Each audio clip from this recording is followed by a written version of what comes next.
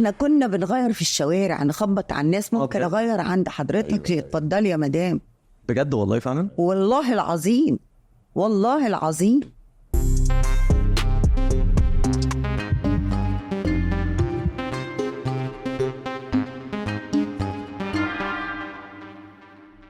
كل مرة بقول لكم رجعنا لكم وحلقة جديدة، لكن هي مش فكرة جديدة، هي حلقة أسطورية، حلقة كبيرة، حلقة هبعتها لأمي أول ما أخلص تصوير، لأن أنا سجل يا تاريخ. أنا الأستاذة يسرى الملقبة بسيفا حبيبة قلبي قاعدة معايا في البودكاسترز. ماما رفعت راسي. انا اصلا هروح اتفرج على الحلقه تاني اتاكد ان انا كنت فعلا قاعد.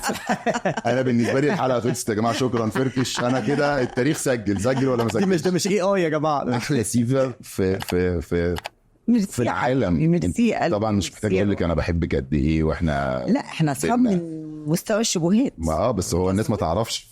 لا احنا اصحاب من وقتها طبعا. اخبارك ايه؟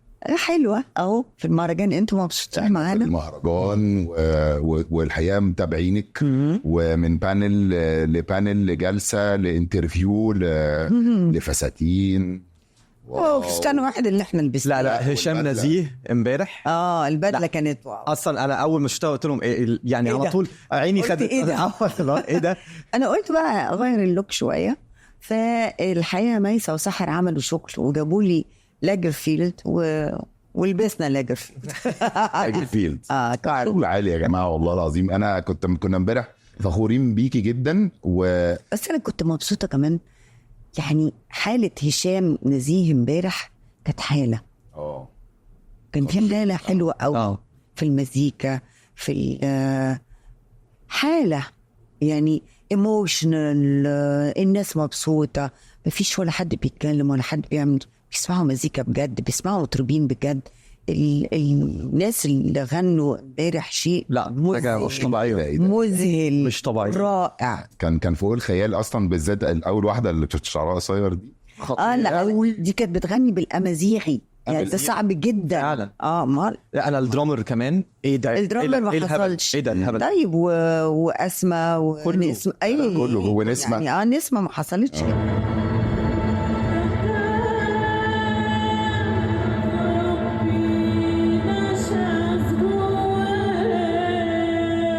هنخش على طول بقى في انا عايز نصائح كده للشباب الجديد اللي داخل عالم الميديا والتمثيل. ما يستعجلش عشان كل واحد مستعجل وفاهم ان هو عمل الفيلم الفلاني ولا تعمل لازم يتشاف وهو كويس. ما تستعجلش. الاختيار ولا الانتشار؟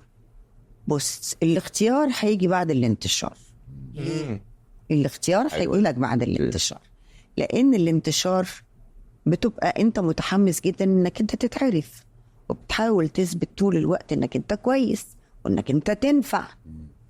بعد لما تقف على ارض صلبة هتقول لا انا هختار بقى. فهي مرحلتين يعني، او مراحل قصدي. هي مراحل مش مرحلتين بس. ما حد يقفش في حاجه منهم ويفضل يكمل. لا هي مراحل. يطلع في الاول بقى في حاجات على قد ما يقدر، واول ما يوصل لمرحله ويا سلام ويا حظه لو طلع في حاجات على قد ما يقدر مع مخرجين مهمين. ده هيفرق معاه. بس ازاي ممكن حد يبني؟ انا بحسك انت احسن حد بيعرف يعمل البراند بتاعه. يعني يسرى اللي هو ليها كده، اللي هو اول ما حد بيشوف يسرى او بيسمع كلمه يسرى على حاجه بيبقى خلاص في شكل معين هو متخيله، من إليجنس من ازاي ممكن الشباب الصغير بقى، حد داخل جديد، ازاي هو ايه الحاجات اللي هو المفروض يركز فيها عشان يبني كده شكل او ايدنتيتي بتاعته؟ الشباب الصغير موهوب جدا، بس هو مرات يتقالت ان هو يشتغل، يتقالت ان هو لا انا عارف انا بعمل ايه. لا يا جماعه انتوا مش عارفين انتوا بتعملوا ايه. كفايه ممكن تكون عارف انت بتعمل ايه بانك تحط ده مش عارفه ازاي وتعمل ايه، لكن كفايه مش كفايه، لان انا لحد النهارده لسه بتعلم. فالعالم ما بيخلصش. هم بالنسبه لهم فاهمين ان هم عارفين. انت عارف، انت فعلا عارف، بس مش كفايه. فمش وحش انك تتعلم اكتر. بس ازاي السوشيال ميديا، لان انا حاسس ان ده جيل السوشيال ميديا اللي احنا بنتكلم عليه دلوقتي، ازاي السوشيال ميديا غيرت في عالم السينما والتلفزيون؟ لان هم انا بحس ان الثقه اللي هم جايبينها دي، لان في دايركت كونتاكت من الفعل. ايوه حبيبي، في دايركت كونتاكت وفي تضليل كونتاكت بالظبط، وفي هبلون كونتاكت وفي كل الكلام ده. يعني كل ده وارد على السوشيال ميديا.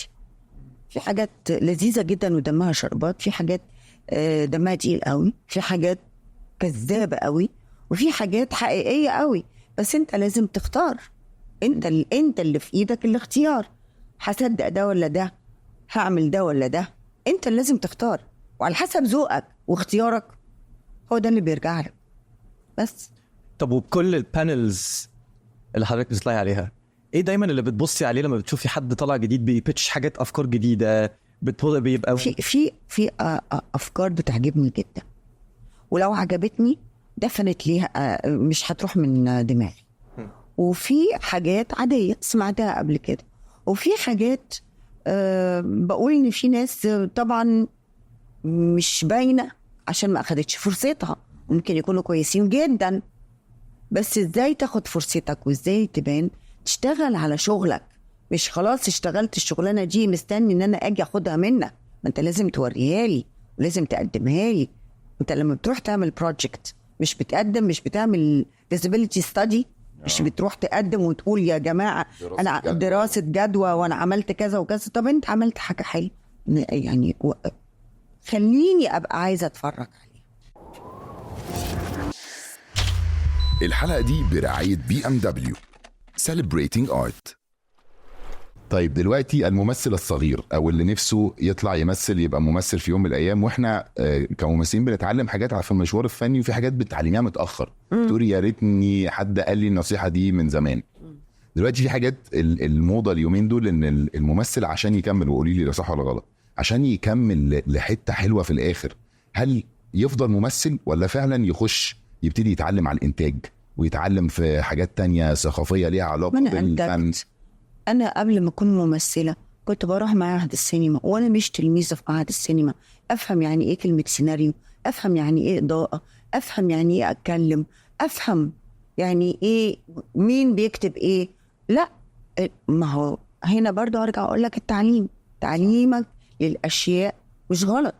أنا حضرت كل مونتاج فيلم كارنك مع الأستاذ العظيم سعيد الشيخ اللي لن يتكرر. أوكي؟ وده اياميها ايه بالمفيولا اللي بيقطع الحته دي وبيلزقها وبيحطها وبيشيلها قعدت الفيلم كامل. ده بياخد قد ايه بقى المفيولا؟ الفيلم كامل ده هو كان ممكن يقعد مثلا 6 أسابيع. انت بتقعد في اوضه ضلمه 6 أسابيع. يا نهار ابيض. ما بتطلعش من الاوضه دي. واوضه المفيولا دي هي يعني انا اتعلمت كلمه راكور ازاي من المونتاج ده. فقلت له اقول له مثلا مدام سعاد بتتضرب بالقلم في فيلم الكارد، تاخد القلم مثلا كده، هو قصه ازاي وركبه ازاي واخد من الزاويه دي ومن الزاويه دي ومن الزاويه دي عشان القلم ينزل مظبوط. فهمني ازاي؟ كل ده انا اتعلمت كلمه راكور احساس. انا ممكن اعمل نص الفيلم ابتدي تصوير نص الفيلم في الماتيريال بتاع الفيلم. لازم يبقى عندي راكور الإحساس ده. لو هصور أول الفيلم أو بعده هيبقى إيه؟ أنا كممثلة لازم يبقى عندي الراكور ده. كان زمان عندي دفتر كبير كده أكتب فيه لابسة إيه، اكسسواراتي إيه، حاجتي إيه. واو. تكتبي راكوراتك؟ والإحساس اللي أنا كنت حاسه وإحساسي كان إيه. حلو قوي. أنا يمكن أول مرة بقولها، بس أنا كان عندي دفتر مقسم المشاهد. مشهد كذا هيقعد لمشهد كذا، السيكونس ده هيقعد لمشهد كذا، مثلا مشهد 2 هيقعد لحد السيكونس هيقعد لحد مشهد 7. اللبس ايه كذا كذا كذا كذا، لو مثلا في حاجة هتتقطع، لو في حاجة هتبوظ، لو في حاجة، كل ده أنا كنت بعمله. مع إن كان في ناس دي شغلانتها. بس أنا كنت حابة إني أنا أتعلم ده عشان ما حدش يجي يقول لي حاجة وتطلع غلط وأنفذها. لا أنا إيه المانع إن أنا أتعلمها؟ عجبتني قوي فكرة إن تكتبي الإحساس اللي أنت كنت حاسة بيه طبعا دي. أيوة طبعا. طلع من مشهد داخل مشهد ممكن يبقى في بينهم شهرين، وزي ما هي قالت بتبتدي ساعات بنص الفيلم. يعني اول مشهد بتصوره في التصوير هو نص الفيلم. توني في الكلام كان ايه. طبعا ده اتعلمته بعد كام فيلم طبعا، انما مش في اول فيلم. ايوه طبعا. ورغم كده لما بتفرج على اول فيلم اللي انا بحبه جدا وسقط سقوط ذريع، بس بحبه لانه كان فرصتي الحقيقيه اني اكون موجوده. لا الحمد لله انا راكوراتي صح، انا بيني وبين نفسي او راكوراتي بالملي. كويس. فكرني اشتري لي دفتر والنبي بعد ما اخلص الحلقه دي عشان عايز ابتدي. انا بعملها بس مش بالاحساس بصراحه. طب بعملها اكتر. الاستمراريه، انا في كم حد كده هم ليجندز كده معينين في العالم بتاع الفن او في المزيكا او في التمثيل، دايما في حد في 2 3 كده دايما اللي هو مهما الدنيا بتتغير مهما بيحصل فيهم هم مستمرين، هم لسه نمرة 1. اشمعنى؟ هقول لك ليه. انا عمري ما اخدت شغلتي ان انا اشتهر وبس. انا اخدت يعني انا اشتغلت شغلتي وانا حباها وبحترمها، وعارفه ان أنا طول ما انا بحبها وبحترمها هتكبرني مش هتصغرني، هترد لك الحب ده. لازم تعرف تتطور ازاي مع الوقت، لازم ما توقفش في حته معينه.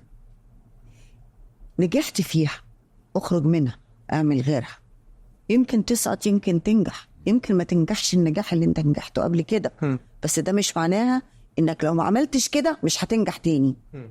يعني حقيقة مع التنوع امال بين الممثل يعمل كوميدي ويعمل تراجيدي ويعمل دراما طبعا هو عادل امام اساسا كوميديان. أيوة. عمل تراجيدي ولا ما عملش؟ عمل سياسه حاجة. ولا ما عملش؟ عمل اكشن ولا ما عملش؟ عمل كل حاجه. ده ملوش دعوه. طول ما انت بتدي لنفسك مساحه انت اللي بتفتح لروحك المساحه. مش بس الناس ممكن تشوفك بصوره معينه تحجمك، انت اللي لازم تبين لهم امكانياتك ايه. طب كان في فتره كانت بالنسبه لك كانت اصعب فتره او اكتر فتره كانت متاحه فيها تحديات كده؟ طبعا يعني انا لما ابتديت انا كنت اسمي النجمه المعلبه، عملت 25 فيلم بطوله مطلقه ما نزلوش. 25 وتصوروا وخلصوا وفي العلب، لان كان في ناس اهم مني تنزل لهم الافلام، فكنا دايما نستنى الدور. على بال لما تستنى الدور ممكن تاخد 1 أو 2 سنين، فلما ينزل ما ينجحش. السوشيال ميديا هنا حلوة ليه؟ لأن عندك البلاتفورمز، عندك بلاتفورمز كتير طبعا. لكن زمان لا، زمان انت بتعرض في سينما واحدة. مش في 10 سينمات 15 20 60 سينما. تمام.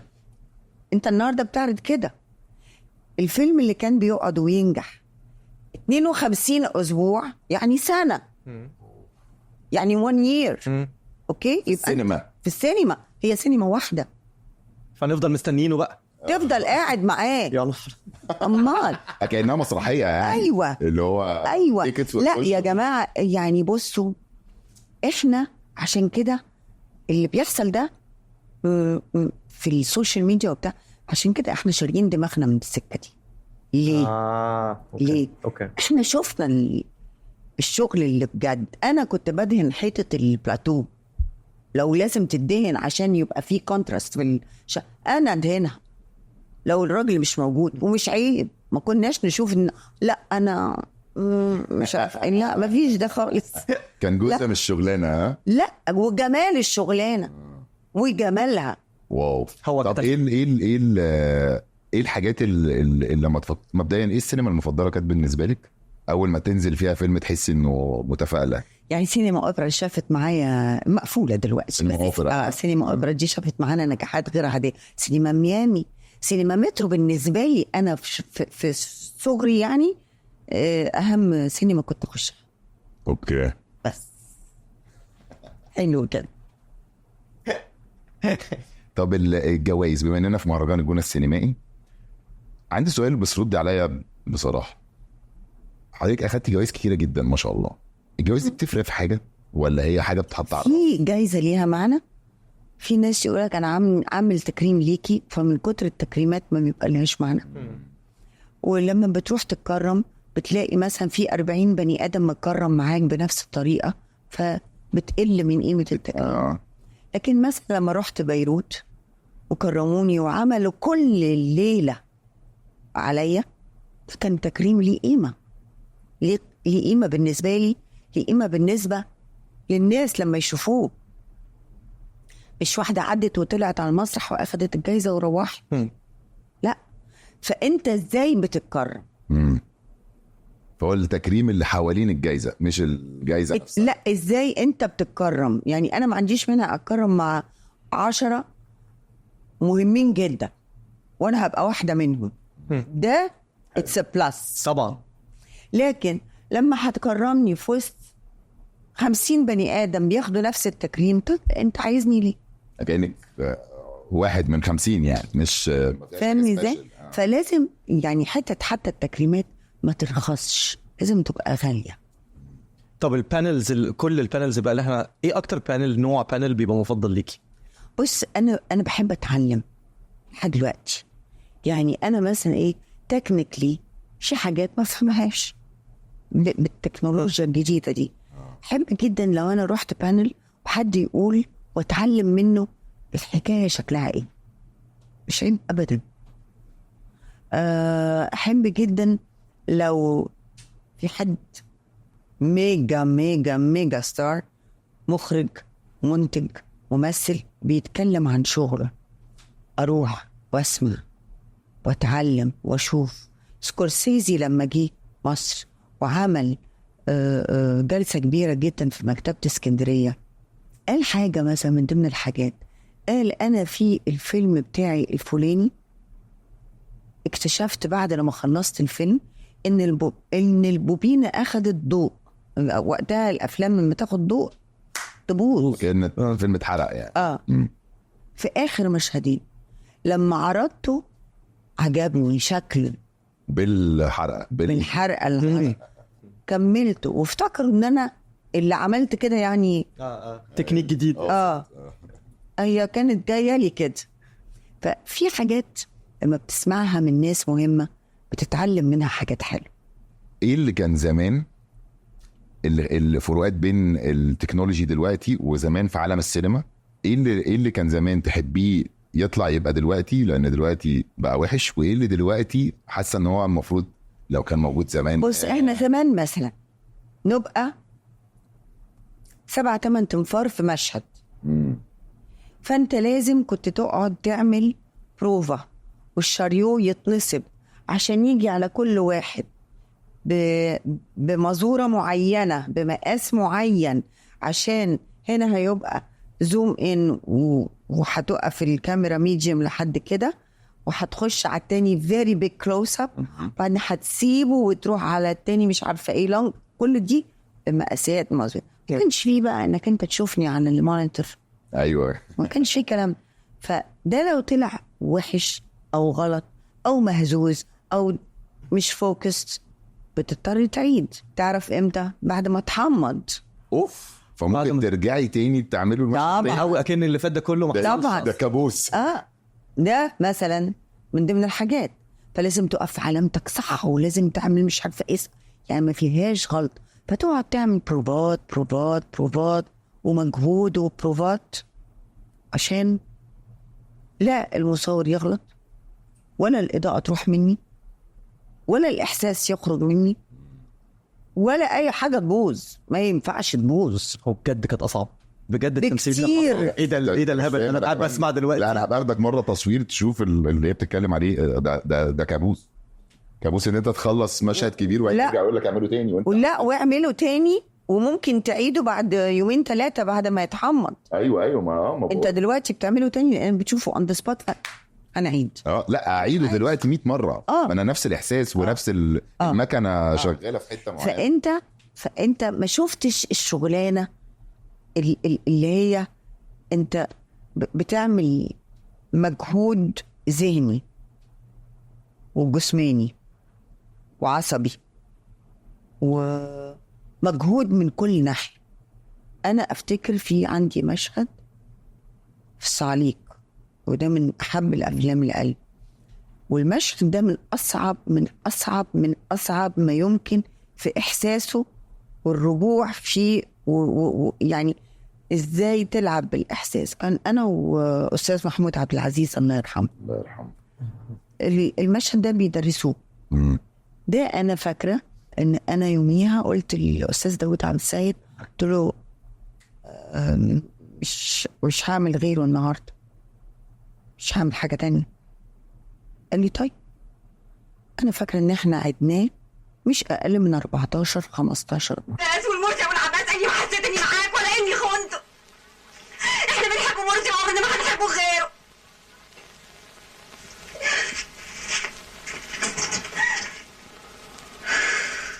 بس بعد اخر مره خرجت من البلاتو وتراك رحت واقفه، اغمى عليا بجد. ده من كتر المشاعر والفيزيكال تعبت ذهنيا وبدنيا، كل تعبت. كان احمد حبيبي الله يرحمه، احمد زكي، كان عنده كلمه جهازي العصبي تعبان من كتر ما انا من هنا لهنا لهنا. ده حاجه وقتها كمان جهازي العصبي تعبان. يعني زمان كان الفيلم ممكن تصويره ياخد قد ايه فرق عن دلوقتي؟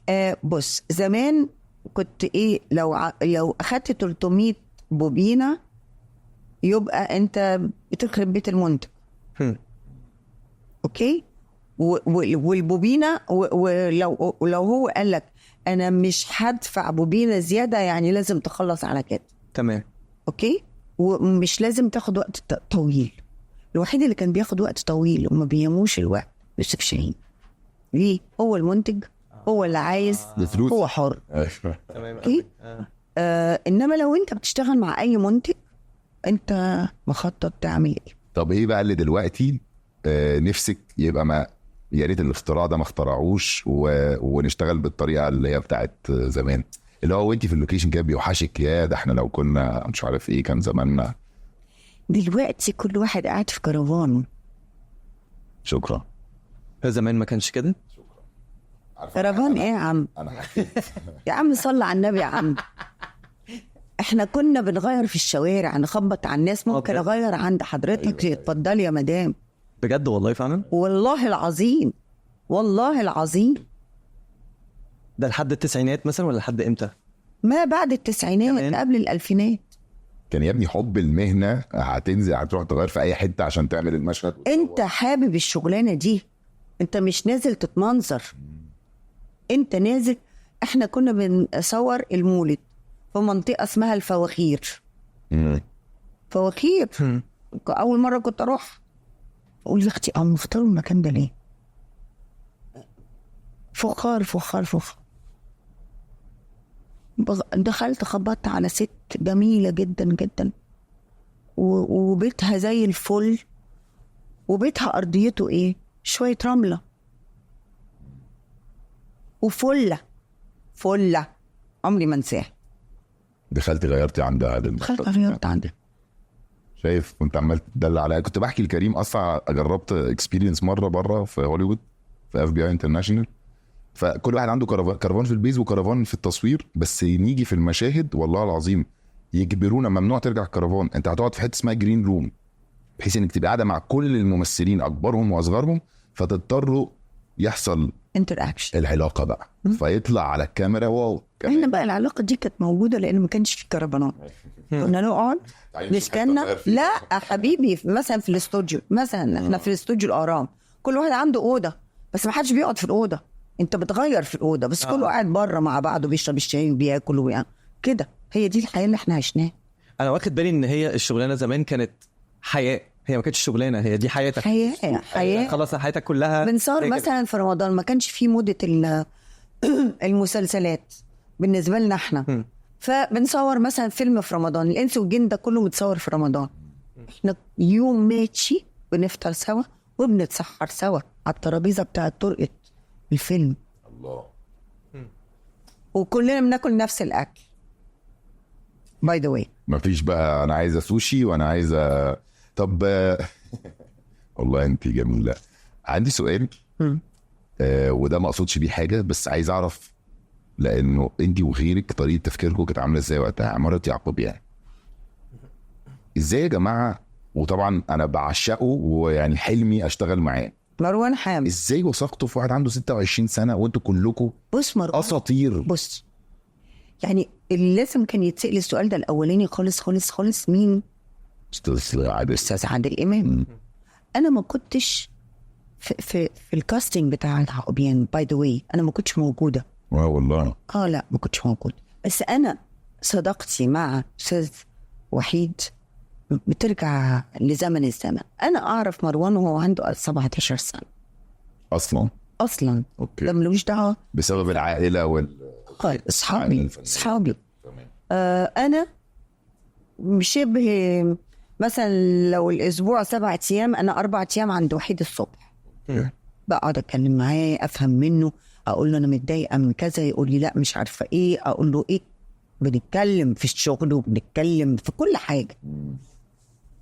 وفي يوم انا كنت عنده، وكان الاستاذ عادل عنده، كان بقى من اهم الصحفيين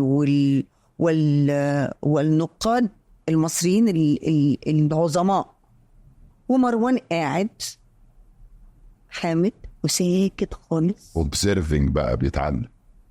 وفجأة لقيت الأستاذ عادل بيقول لي ما تيجي تعملي معانا 5 مشاهد. قلت له لا. ليه؟ قال لي يا سلام طب اقري. قلت له لا يا عادل، هو ده انتوا فكرتوا فيها من الأول؟ انتوا ما فكرتوش. لا أنا مش انا قفشت.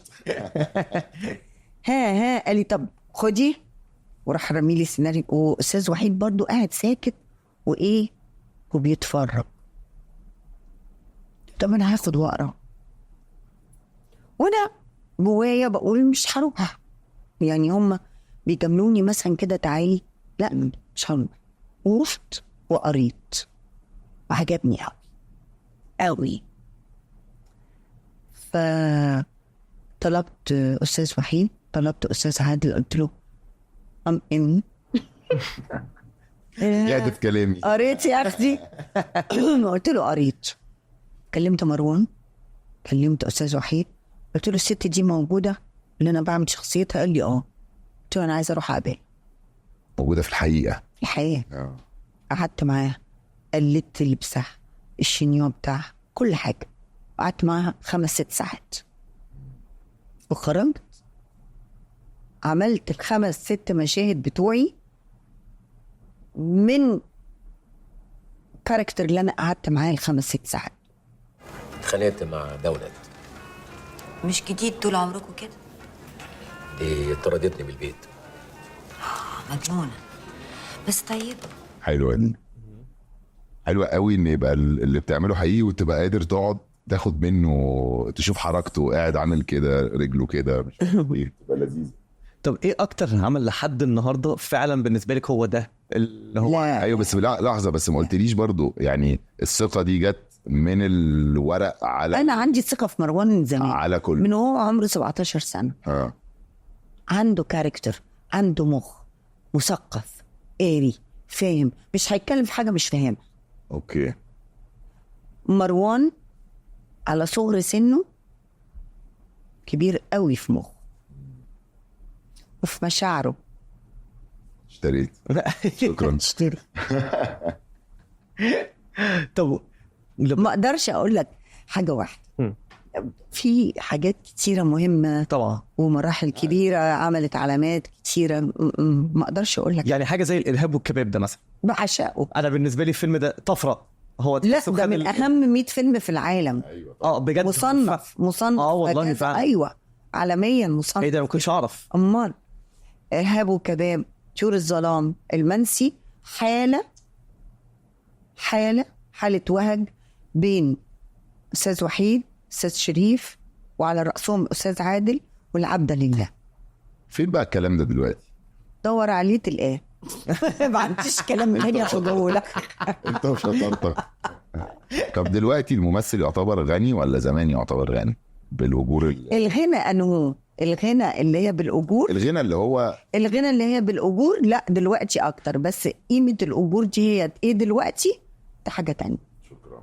عفوا. ايه الردود ما انت يعني الصاروخيه دي؟ انت فاكر يعني انك انت هتحرجني؟ جايين نهزر ولا هتحرجني يعني حضرتك؟ ايه ده؟ لا خالص والله، ده انا بحاول اتعلم على قد ما اقدر، لان انا الاكسبيرينس الوحيده مش كل حاجه فلوس خالص. لا اصل احنا دايما عارفه اللي هو ما انت ممثل، انت مريش، دايما الناس فاهمها غلط. انا مش شايف. لا ما كان يوسف شاني يقول لي اصل الناس مش فاهمين انك انت بتعيطي دموع، انت بتعيطي لولي، وبتعرقي بارفان وما بتناميش على سرير طبيعي، انت نايمة مش عارفة فوق ريش نعام.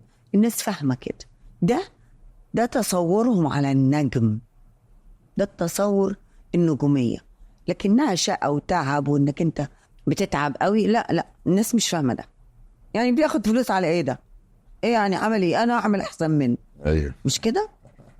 ايه يعني طلع بيتكلم مع حد ايه يعني بيقول ايه يعني؟ ما انا ممكن اعمل كده، ما انا اعمل إيه كده يعني؟ واحسن منه. ايه وهي فاكر روحها ايه؟ لا بس انا دلوقتي فعلا وانا بسمع قصه ازاي الشغلانه دي كانت بتتعمل زمان، لا ده لا هو فعلا ده انتوا ما الحياه. شفتوش حاجه. لا والله دلوقتي انا العظيم. فهمت، والله دلوقتي والله انا فهمت العظيم. فعلا. انتوا ما شفتوش حاجه. المهاجر كان واخد 6 شهور تصوير فعلي. ابيض. 6 شهور تصوير فعلي كل يوم. مش اجازات في النص وهنرجع دلوقتي لو الفيلم 60 يوم ده يبقى فيلم اللي هو ايه ده، ايه الانتاج ده كله 10 اسابيع. بتكلم بجد، في افلام بتخش 3 اسابيع. وقتها المهاجر كان البادجت بتاعه 12 مليون مصري وقتها 1993. ده رقم مخيف وقتها. ايوه. قول لي بيبقى كام دلوقتي؟ ده اقل ايه؟ ضرب في كام؟ ده في 10 مينيمم يعني، اقلها. لا اكتر كتير كمان كتير. فده كان حكايه. انا واخده فيه كام؟ كنت واخده فيه باين 100,000 جنيه. ده كان ايه يعني؟ يقول لك ايه دي غنيه قوي البت دي، ايه دي بتاخد ليها حاجات كده يعني. طب انا حضرت الندوه بتاعت معاليكي وبتاعت الاستاذه اسعاد يونس، وبعد كده الاستاذ حسين فهمي قام ضحك معاكو ويا سحس. انا شايفاه قدامي وازاي يعني عايزه الاقي لي سكه عشان ارحب بيه. لان حسين فهمي كرئيس، سيبك من انه فنان عظيم وانسان رائع وكل وصاحبنا وكل الكلام ده، انه يجي لنا دي ليها قيمه كبيره عندي طبعا. بس انا حسيت من طريقتكم ومن عيونكم اللي لمعت انه كان في صداقه زمان اكثر من رائعه يعني. طبعا. ده والحكايات لما قعدوا يحكوا مع بعض، لا احنا الناس كلها احنا كلنا قاعدين كده. ما هو ده اللي بقوله. انت دلوقتي بقيت صداقتك acquaintance. هاي نقعد كده، نقعد شويه، باي يمشي مرزوع كلمه. لا مش مرزوع كلمه، انا بقصد ما عندكش بوند حقيقي، عندكش كواليتي في الريليشن شيب. بس طب انا سؤالي على دي بقى. الشلاليه. ايه الشلاليه؟ الشلاليه في عالم موجوده طول الوقت. ايوه بس بحسها بصلح يعني، قولي لو انا غلطان ولا لا. بحس ان الشلاليه زمان كانت مفيده جدا وكان في محبه فظيعه كله. لا برضه كان في كده برضه كان في ومن قبليه كان في ومن قبل جيلي كان في وكل ده كان في، بس كان في شياكه. اوكي. كان في اصول في الاختلاف، كان في اصول. اي حاجه كان ليها ethics، حتى وانت متضايق في ethics، اخلاق. في ethics يا جماعه. النهارده السوشيال ميديا مش مخلياك عندك ethics. انا النهارده ابص الاقي في مثلا مش عارفه مين بيشتم ومين بيقول ايه ومين بيقول ايه. طيب يا عم انا مش هفتح اشتم راحت مش فاتحاه، مش قاريه، مش عايزه، انا حره. ما بتفكريش تعملي دوكيومنتري؟ انا حاسس ان كأن كل ما بنفتح كلمه في قصص ما بتخلصش وراها. والله ما بهزر. ما بتفكريش بجد تعملي دوكيومنتري مثلا عن مثلا في عمل او عملين او فتره معينه في الحياه؟ بص مش عارفه، بس في حد عمل لي حاجه اسمها بصمه. اوكي. ودي it's like a documentary بس quite short. اوكي. يمكن تقدر. فين لو احنا عايزين؟ كان في يوتيوب وكده. مش عارف، مش فاكر، بس اسمها بصمه. بسمع. يعني برضو اتكلموا عني في حاجات كتيرة، واتكلموا عن مشواري إلى حد ما باختصار، لأنه مفيش يعني عشان تعمل ده عايز وقت. لا انا حاسس انه بجد ان انا قاعد قدام، عارف، موسوعه بجد. لو كل شويه نفتح بس كلمه فيلم في حاجات كتير تتعلمها وفي قصص كتير وراها. في حاجات ده انا بقول لك من ذكرياتي انا، في ناس معايا في نفس الفيلم ذكرياتهم مختلفه عني طبعا تماما طبعا. وعن الحكايه اللي انا بقولها طبعا. يعني انا شايفاها من زاويه وهي دي اللي انا فاكراها. لو XYZ معايا من الناس وكانوا معايا هيشوفوا حاجه تانية ويقولوها لك بطريقه تانية. ده الجمال بقى بتاع الدوكيومنتري. انا لازم امشي، يلا قول ماشي يلا. لا انا تمام. انا لقيتك ما بتقوليليش لازم امشي، فقلت انا هستغل كل ثانيه. مش انا عندي ميعاد، انت اللي جبتوني من اخر الدنيا. انا استغليت بس كل ثانيه. نورتينا، ميرسي بحبك، ميرسي. افكاري بيا يا اما ويلكم تو البودكاسترز. ومهرجان الجونه السينمائي منور بيكي والبوت كله بيكي. ثانك يو انا بحبك. ميرسي ميرسي ميرسي يا قلبي يا ناخد شرس. يلا.